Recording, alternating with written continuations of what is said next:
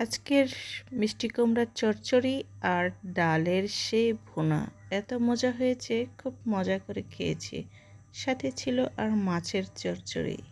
কেন এত মজা হয়েছে সেটা তো আমার বন্ধুদের বললামই না। আজকে সবগুলো আমি রান্না করেছিলাম।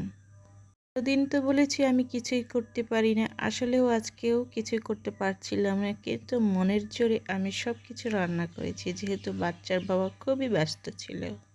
কয়দিন আমার বাচ্চার বাবা আমাকে খুব সাপোর্ট দিয়েছে, সব কাজ করে দিয়েছে, রান্না বান্না, কাপড় কাচা, বাচ্চার কেয়ার, সব কিছু আমার কেয়ার। আচ্ছা, একটা সত্যি কথা বলি বন্ধুদের, এত ভালো স্বামী পাওয়া তো কপালের বিষয়, তাই না? মানুষ বলে কপালের দোষে নাকি টাকা পয়সা হয় না। আমি বলি মানুষের কপালের দোষে টাকা পয়সা তো হয়, কিন্তু ভালো স্বামী হয় না। আর আমি কপাল গুণে ভালো স্বামী পেয়েছি, এটা তো অতি ভাগ্যের কথা। স্বামীর প্রশংসা করলে নাকি অনেকে বলে নজরে পড়ে যায়, নজরে পড়ুক, কিন্তু আমার এই নজর ভাঙবে না। আমার এই সংসার সুখের থাকবে সব সময়। সুখ তো আর এমনি এমনি হয় না, অর্জন করতে হয়, ধৈর্য ধরতে হয়, তারপরে সুখের দেখা মেলে বন্ধুরা। সুখ সে তো মরীচিকা, তবে এই ক্ষণস্থায়ী কিছু কিছু সুখগুলো না অনেক সুখের হয়, অনেক ভালো গল্পের হয়। এই বিপদের দিনে অনেক বন্ধুত্বের পরিচয় দিয়েছে, আর সংসারের হাতিয়ার সব কিছুই দেখাশোনা করেছে আমার বাচ্চার বাবা। এটা তো আর আমি অবশ্যই অস্বীকার করব না, স্বীকার করব, কারণ সব কিছু দেখভাল আমার এমনিতেই করে। তারপরেও সংসারের কাজকর্ম একটা পুরুষ মানুষের করা খুব একটা সহজ কাজ নয়। পুরুষ মানুষ এমনিতেই নিজে নিজে ভাত বেড়ে খেতে চায় না, চুলার পাড়ে যেতে চায় না, ছোট ছোট কাজগুলো করতে চায় না, তার উপর এতগুলো কাজ যত্নের কাজ করে রেখেছে। তো খুব পড়াশোনা করেছে, এখন আমি আমার কাজগুলো বিকালে ঘুম থেকে উঠে এই কাজগুলো করছি। আমি এখন অনেকটাই কাজ করতে পারছি গুছিয়ে গুছিয়ে, আর অনেকটাই এখন শক্তিশালী হয়ে গেছি, কারণ কিছুদিন আমি নিজে নিজে কিছু করার চেষ্টা করছি। থাকতে থাকতে নিজেকে কেমন জানি লাগছে, আর ভালো লাগছে না। কিছুটা কাজ মনের জোরেও করছি, যদিও অনেকটাই ব্যথা এখনও আছে। এই কাপড়গুলো, এতগুলো বাচ্চার কাপড়, গত দুদিনের কাপড়, কারণ গত দুদিন খুব একটা রোদ ছিল না, রোদ না থাকার কারণে এগুলো অনেকগুলো জমা হয়ে গেছে, অনেকগুলো কাপড়। ছোট বাচ্চাদের কাপড়গুলো অনেকটাই জমে যায় আর শুকাতে অনেকটা দেরি হয়, কারণ এগুলো গেঞ্জি কাপড় ছিল আর মোটা কাপড়। সবগুলো কাপড় বাচ্চার বাবা সকাল সকাল আমার রোদ্রে দিয়ে দিয়েছিল, কারণ আমি সকালে নিজেকে কিছুটা অযোগ্য মনে করছিলাম উঠে দাঁড়ানোর জন্য।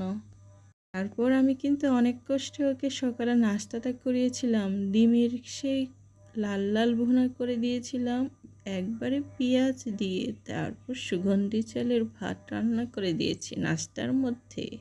জানো তো বন্ধুরা, আমরা মাঝে মধ্যে সকালে নাস্তার মধ্যে ভাতটা খেয়ে থাকি, কারণ ভাত খেলে অনেকটাই আমরা আরাম বোধ করি। আমরা চাটা এগুলো না খাই, না খাওয়াটাই ভালো মনে করি। এই গরিবের যেটা সাদা ভাত পেলেই আমরা অনেকটা খুশি হয়ে যাই, আমরা চার প্রতি এতটা ধ্যান ধারণা করি না। এতগুলো কাপড় নিয়ে এসে সবার বাক্সে আলাদা আলাদা করে রাখি। যারা আমার ভিডিও রেগুলার দেখেন তারা অবশ্যই বুঝতে পারবেন, সবার জন্য আলাদা করে বক্স রাখা আছে। করে আমার খুবই সুবিধা হয়, আর গুছিয়ে রাখতেও আমার কষ্ট হয় না, কারণ এখানে সবার জিনিস, এক এক জনের জিনিস এক একভাবে রাখা থাকে, আর খুঁজতেও খুব সুবিধা হয়।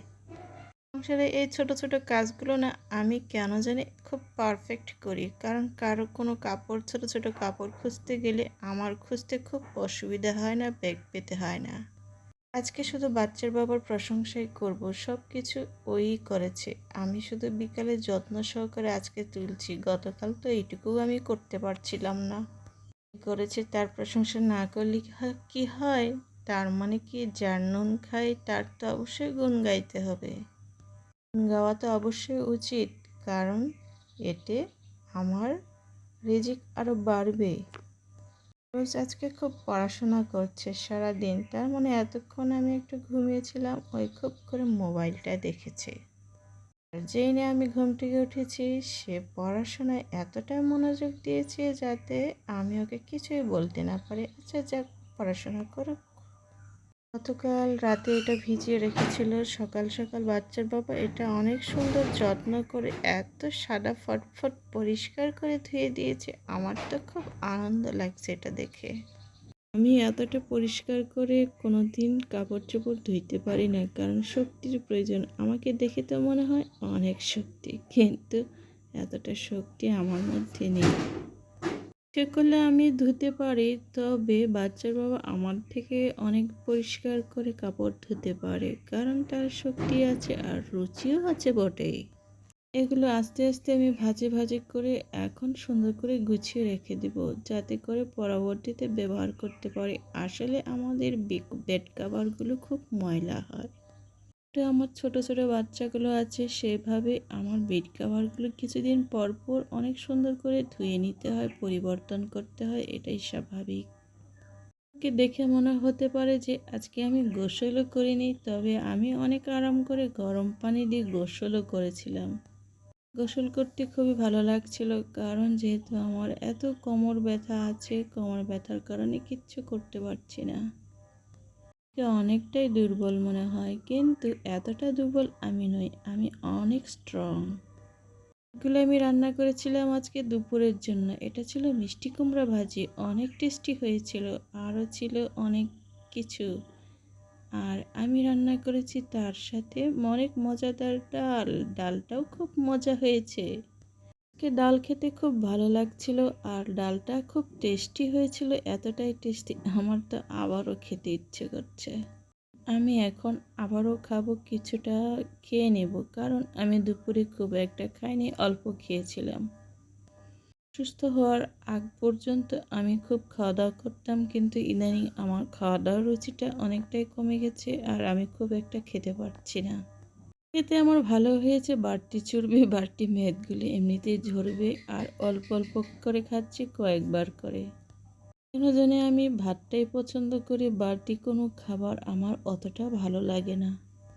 বাচ্চা একটা আমার, তার মানে আমার টুকটুকি ঘুমিয়ে পড়েছে।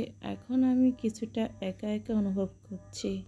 এখন বসতে গেলে আমার খুবই সমস্যা হচ্ছে, আমি বসতে পারছি না, আমাকে কিছুক্ষণ পরে আবার শুয়ে পড়তে হয়। বন্ধুরা, অনেক ধন্যবাদ যারা আমার ভিডিওগুলো দেখছেন, আমার সাথে আছেন, অসংখ্য ধন্যবাদ আপনাদের।